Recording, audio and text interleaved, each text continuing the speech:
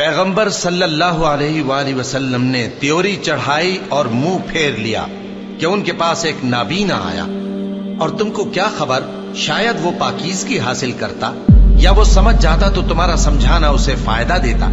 اب وہ جو پرواہ نہیں کرتا سو اس کی طرف تو تم توجہ کرتے ہو، حالانکہ اگر وہ نہ سنورے تو تم پر کچھ الزام نہیں۔ اور وہ جو تمہارے پاس دوڑتا ہوا آیا اور وہ اللہ سے ڈرتا بھی ہے تو اس سے تم بے رخی کرتے ہو۔ دیکھو یہ قرآن نصیحت ہے، بس جو چاہے اسے یاد رکھے، قابل ادب ورقوں میں لکھا ہوا، جو بلند مقام پر رکھے ہوئے اور پاک ہیں، ایسے لکھنے والوں کے ہاتھوں میں ہیں جو بلند مرتبہ اور نیکوکار ہیں۔ انسان مارا جائے، یہ کیسا ناشکرا ہے۔ اسے اللہ نے کس چیز سے بنایا؟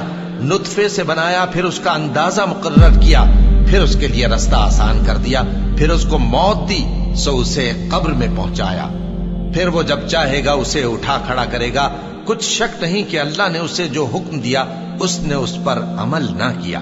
تو انسان کو چاہیے کہ اپنے کھانے کی طرف نظر کرے۔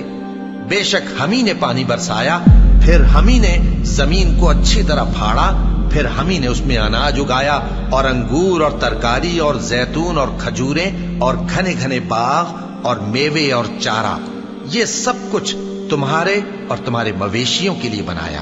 تو جب کانوں کو پھاڑنے والی آواز آئے گی اس دن آدمی اپنے بھائی سے دور بھاگے گا، اور اپنی ماں اور اپنے باپ سے، اور اپنی بیوی اور اپنے بیٹوں سے بھی۔ ہر شخص اس روز ایک فکر میں ہوگا جو اسے سب سے بے نیاز کر دے گی۔